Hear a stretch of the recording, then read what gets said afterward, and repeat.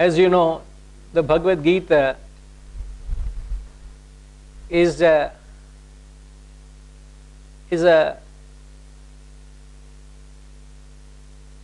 pendant in the necklace of Mahabharata. If you take Mahabharata to be the necklace, the Gita is the pendant. And the pendant is something like a centerpiece of attraction.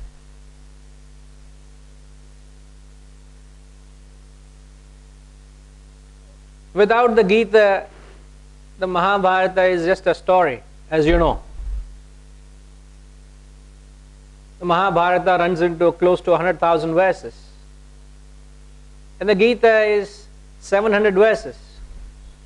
So the real takeaway is from these 700 verses.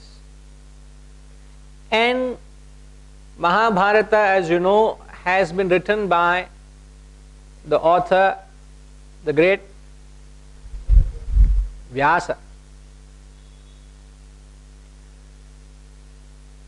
So there is an author to the text, Mahabharata. In the Mahabharata there are various characters,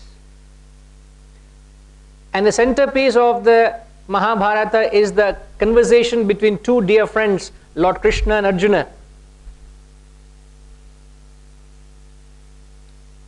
So Lord Krishna plays a very central, pivotal role because of his caliber, the way he is positioned, and the message.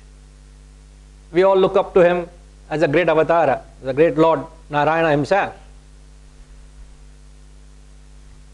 Now, see, perhaps I'll be saying something which is revolutionary, which perhaps not every one of you can accept it. See, when you look at these great, we are talking about Krishna here. Krishna was pitched by Valmiki, Vyasa rather. Vyasa pitched in Krishna, Lord Krishna, in the play Mahabharata, and Valmiki has pitched in Ramayana, and he pitched in the character, the Lord Rama. Now what I am just mentioning is, in fact, Lord Rama or Lord Krishna, we look upon them as the great avatars. We look upon them as God incarnations. In fact, if you sing a bhajan, you will hardly come across a devotional song without the name of Lord Krishna or Rama in it.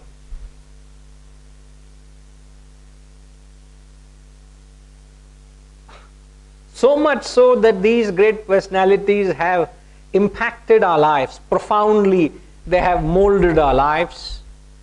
Their stories, their parables. You get to the philosophical message, it is a completely different ball game altogether. So when you look upon them from a devotional angle, we just bow down with utter devotion and reverence to them because they are God incarnated. Now, so you do take a devotional angle, but you must understand that there is perhaps another angle to look at it, an intellectual angle as well. Now, what you could have gathered from what little I have said is, Lord Krishna was pitched by Vyasa. Lord Rama was pitched by the great Valmiki. What that means is, Krishna is a character, is a figment of the great imagination of the great Vyasa. We know Vyasa wrote a story, and Krishna is just an actor in that role, playing a role in that story, isn't it? Imagine a huge theatrical performance, and one such character is Krishna, another character is Rama, another character is Arjuna, another character is many other people we know of, the names which we have referred to through stories and parables. I'm trying to explain myself, because otherwise I don't justify what I'm saying. You may not have to agree what I'm saying. I'm only putting a thought for your consideration. Please think along with it. That what is the point I'm making? Krishna is a figment of Vyasa's imagination. Intellectually, when you look at it, devotionally I bow down. I look at Lord Krishna, I celebrate Krishna Purnima, Vyasa Purnima, all Purnima, Guru Purnima, all Purnima is I bow down. Yes, that is devotion aside. Intellection is they had to spin a story to communicate to mankind. And they spun the story of Mahabharata to teach mankind. It is a message for mankind. So did Valmiki wrote a story of Ramayana, runs into close to 47,000 verses. Again a story, because people were very receptive. They realized if they spoke the pure philosophy, they didn't have an audience. So they spoke a story, they wrote a story. And through the story, they gave a message. Like, how have we been taught? How do you teach children, sir? You tell a story and there's a moral in the story. The Bhagavad Gita is the moral of the great epic Mahabharata.